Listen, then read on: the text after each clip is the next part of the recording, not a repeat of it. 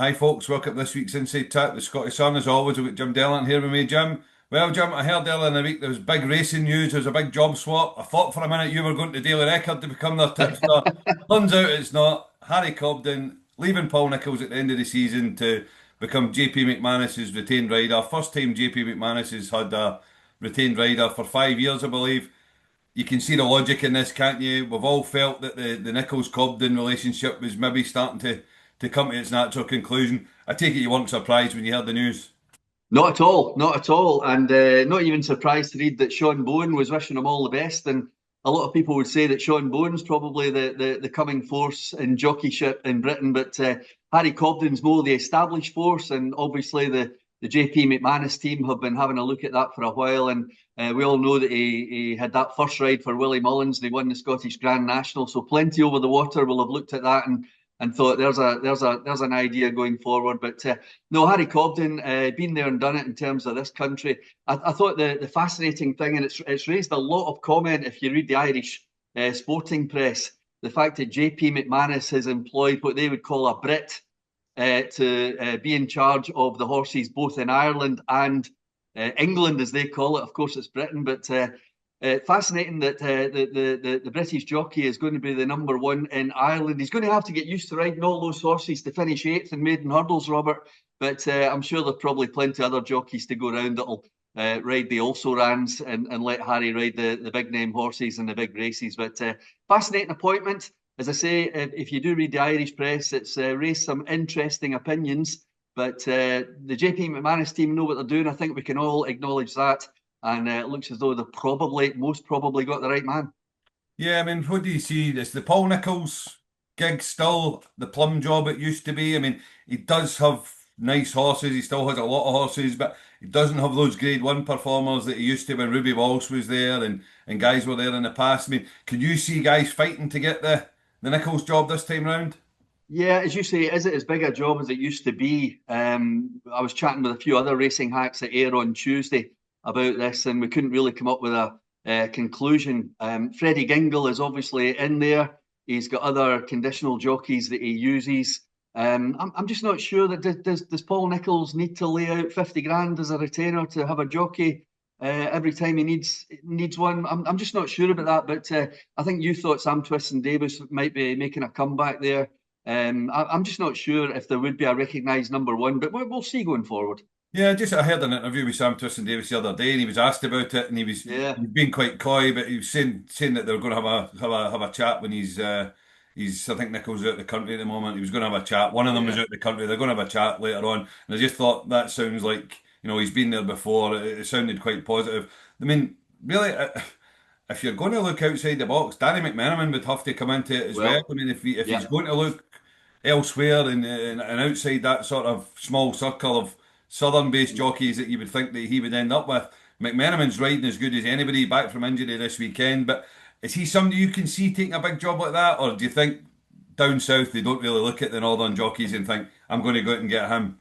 I, I take that point, but I do think that they will be well aware of Danny McMenamin. I think he's on the radar of everybody down south, especially as he won the champion conditional jockeys title, which a lot of northern jockeys have won in the past few years, of course. So yeah, he would definitely be on the radar, but Nicky Richard would probably fight you over him. Well, we'll move on to this weekend's racing where we've got Haydock and then we've got the Berkshire Winter Million on at Windsor today. We're filming this on Friday. Ascot tomorrow, Windsor again on Sunday. But we'll start off up north, Jim, with the Haydock card where we've got the Rossington Main tomorrow, 2 mile novice hurdle. It's going to be a fascinating race. We've got Old Park Star for Nicky Henderson. But he won't have all his own way against Hurricane Pat, will he?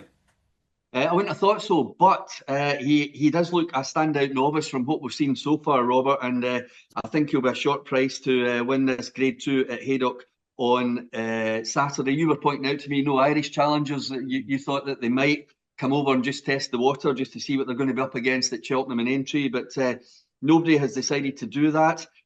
Old Park Star, I would have thought would go ahead and win this, but we mentioned Nicky Richards just a second ago. Japitis is a horse that he rates very, very highly indeed. Bit to find on the ratings, a real bit to find on the ratings, but I wouldn't be surprised at all to see that run a big race. And unbeaten so far in bumpers and hurdles. I think Japetus could run well, but I'm not going to put anything up against Old Park Star. Are you? No, definitely not. But the thing, I mean, I don't think the Rossington Main is a race that the Irish particularly come across for, but it was just more of a season-long thing. We've not had any Mullins or Elliott novices come No. across. Maybe like, in the past they'd maybe send a third string across just to get a handle on where the British ones were. This year, there's been none of that. So we really are going to go into the festival unless some of the British horses run at the Dublin Racing Festival, which I can't see, but. We are No. really going to go into Cheltenham this year with no form lines that cross over and no sort of real markers against each other. So that's going to add a fascinating dynamic to it. But that's for much further down the line. We'll get stuck into Cheltenham when it's the time comes, Jim. But Yeah. the 2 o'clock here, we've got the Peter Marsh, which has been boosted as a race, I would imagine, with the Classic Chase being cancelled last week. We've got Myretown going here now. He'll probably go off favourite, you would think. Although a bit of Yeah. money for Johnny Who the last 24 hours. But how do you see the shape of this race? I can certainly see a good race coming up, Robert. It's not a race I want to bet on at this stage. Konfusion has improved 2 stone over the past few weeks. So he's definitely still in the equation, even though he's been put up so much in the handicap. Nasalam, we think he's a light of other days, but we shall find out on Saturday. Royale Pagaille certainly goes well here at Haydock, the 12-year-old carrying 12 stone. Johnny Who you've mentioned, I can see running well as well. Myretown, I said last week I wasn't interested in betting him at this stage. Let's just see him getting round and just let's see how good he is off this new handicap mark. And of course, down at the bottom, Donald McCain and Brian Hughes. How good a form is Brian Hughes in at the moment? Are you going to side with Richmond Lake? Well, I thought Richmond Lake at 12-1 was quite interesting. There are a few firms paying 3 places, only 7 runners in the race. I mean, he was third last year behind Mr. Vango off Yeah, £8 higher mark. So, I mean, you would think he should be competitive in this. I mean, the handicapper was quite cruel to this horse last year. I think he ran off 142 for 5 runs yeah. without getting dropped anything. So he's been dropped now. I just think the pace setup for this race might be ideal because you've got Myretown, Imperial Saint, Konfusion, who'll all want to go forward. Just thought if they cut each other's throats at 12-1 each way, Richmond Lake could certainly finish in the places, especially with the 3 places if you can get a bookie that's giving you 3 with the 7 runners. Yeah, and it's that ground at Haydock could be soft, could be pretty soft on Saturday, Robert. And I would certainly see where your logic is coming from there. And certainly in terms of the handicap mark, very well rated on adjusted racing post ratings. Richmond Lake coming out top. So good luck, especially if you can get those each way prices. We're pretty much the same place with Myretown as we were last week, Jim. We just need to Yeah. see them go out and do it now, don't we?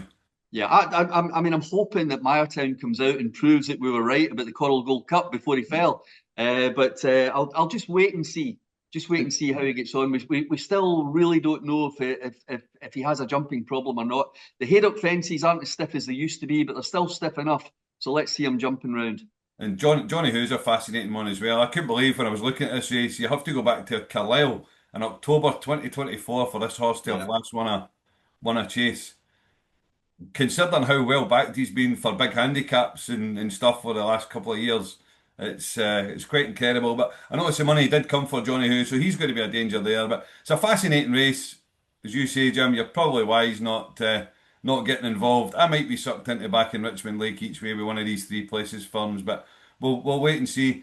We'll go back to the start of the card, Jim. I believe in the 12-15, you've got one you want to talk about.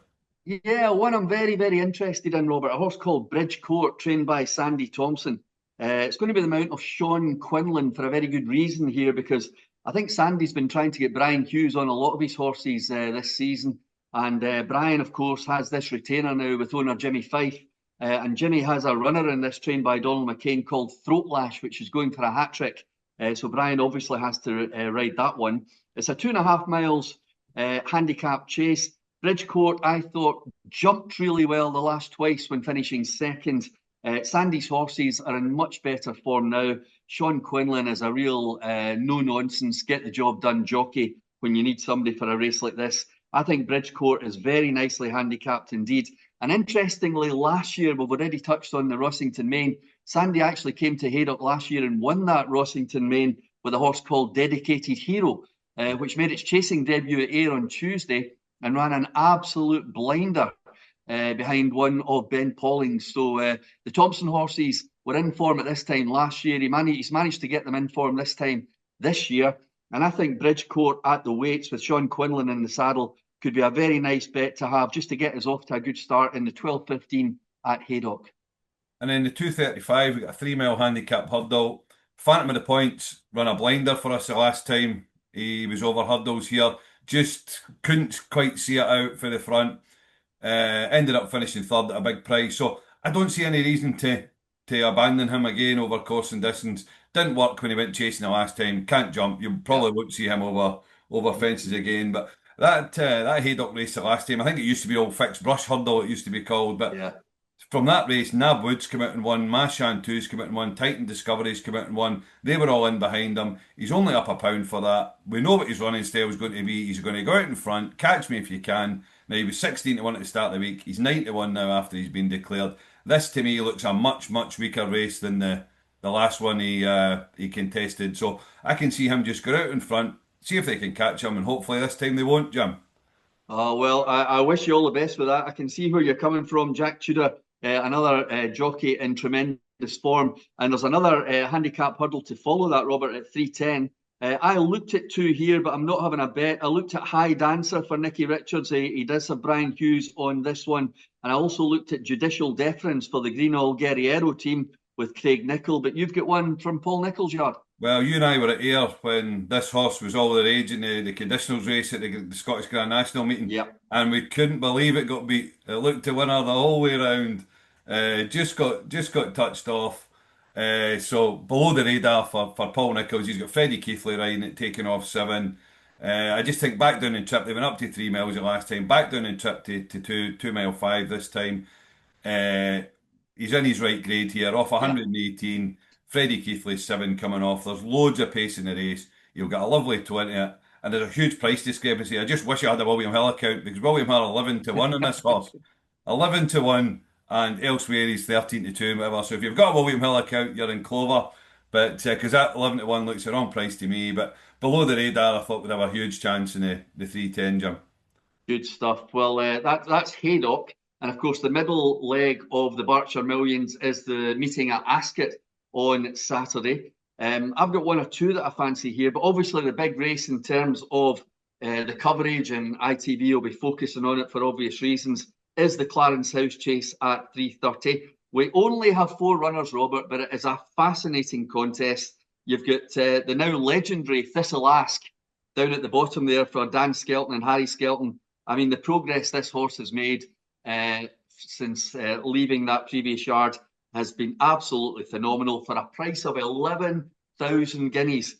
Thistle Ask going for the 5-timer here in this Grade 1 race, but he's up against Il A Tom for the Mullins and Townend yard. So surely the winning run comes to an end. Well, it's been great fun, but as you say, surely enough's enough now. I mean, surely L.A.T. Thompson's just miles in front of these, is he not? I mean, John Bond's on the downgrade. Be fascinating to see how Harry Cobden gets on. The change of jockey might bring a wee bit of improvement out of him. That might spark him into life. Gidley Park shouldn't be good enough. Thistle Ash shouldn't be good enough. You're seeing the likely champion chase winner, aren't you? You really are. And on the plus side for Thistle Ask, if he can beat one of these 3 rivals, he picks up another 18,500 quid. So if he can finish third, he gets 18,500 quid. If he finishes second, it's 37,000 quid. So what an investment those guys have made buying Thistle Ask. I did look at it and I thought, well, I stick just a small amount on at 7-1. And then I thought, don't be ridiculous, Jim. Il A Tom wins this by a mile. We shall see.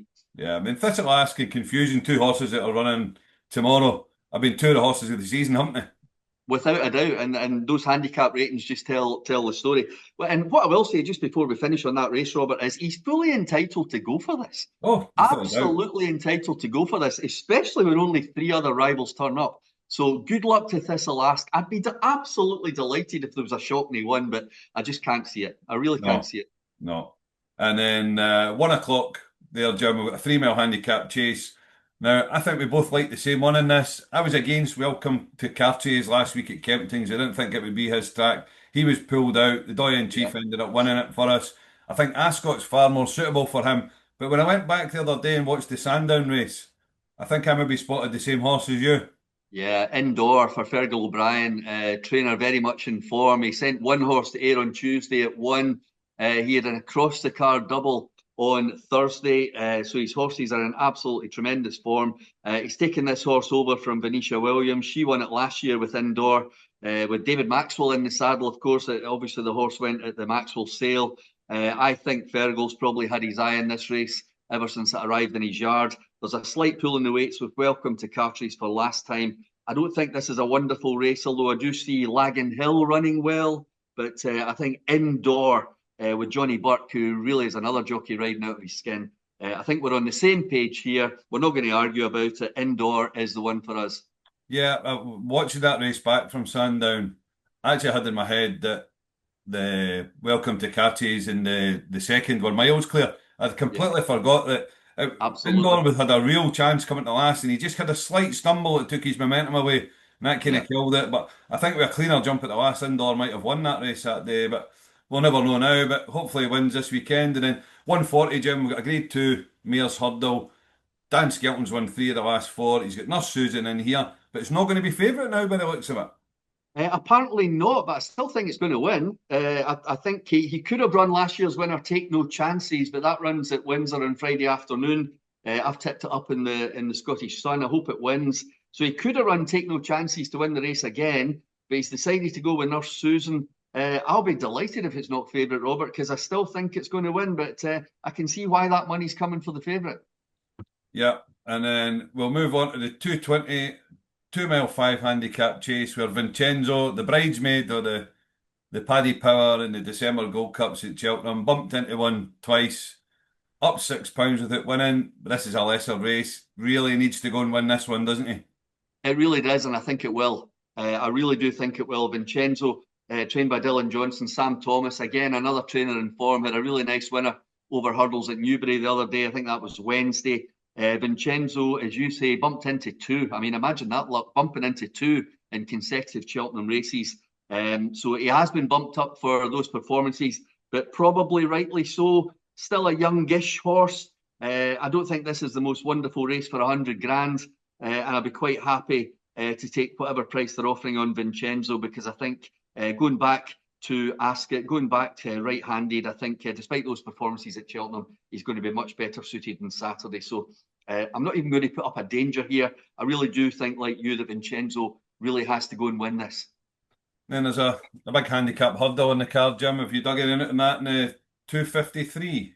Yeah, 253. It's a 2 mile 3 handicap hurdle. Ben Pauling, one horse up to air the other day. His horses continued in good form at Newbury as well. Ben Jones riding out of his skin. What an entertaining interview he was, by the way, at air on Tuesday. Some of these jockeys can be pretty monosyllabic, but Ben certainly gave us our money's worth on Tuesday, having a right good laugh about Harry Cobden, pinching all these good JP McManus rides and various others. But Samuel Spade is a horse which has been threatening to win a really decent handicap. I thought ran really well last time, despite fading out of it. The cheek pieces have gone on for the first time, and I think if you're going to back Samuel Spade, it's got to be Saturday. 10-runner race should be a reasonable price. He is a course winner at Ascot, and the Pauling Jones team in very good form. So cheek pieces for the first time. Samuel Spade, the selection, 253. It's a lovely price, Jim. It's shown up at 16 to 1 here. So Yeah, I've already backed it each way. lovely price. And then over at Navan, Jim, I believe you've got one there that you've dug out for us.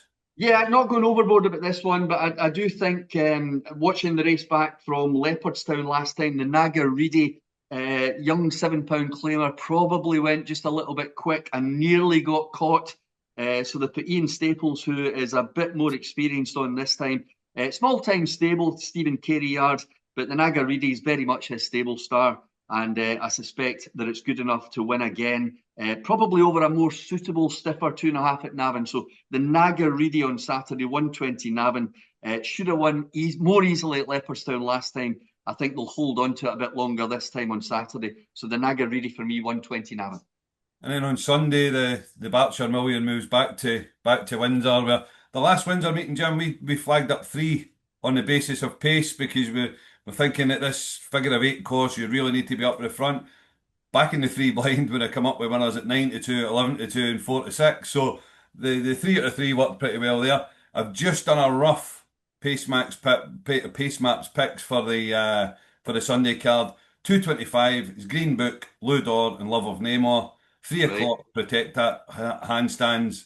3:35, Enjoy Delaine, Rock in a Storm. 4:05, Base Hunter and Old Claysmorian. They're the ones that the pace maps are telling you are likely to go forward. But with the caveat that I think trainers have worked out what you need for this course now. There's no kind of races where there's an outstanding pace angle. So there's a lot more prominent and forward going horses put in these races this weekend. So we'll see if the front running thing holds up this weekend or whether they end up burning each other because there's so much pace in these races. But we'll look at the Fleur de Lis first, Jim, where Protectorat absolutely obliterated the field last year. Do you think he'll just do the same again? Well, I mean, it just does look as if this race was framed for Protectorate, doesn't it? I mean, Mm. the way the penalty system works and everything, and although he's 11, Dan Skelton prepares him for this race now. It would appear to be a penalty kick-off 11 stone 2. Just the fly in the ointment for me, I think, could be handstands for Ben Pauling and Ben Jones again. They seem to think they've got him right this time. They're not too worried about giving Protectorate £8.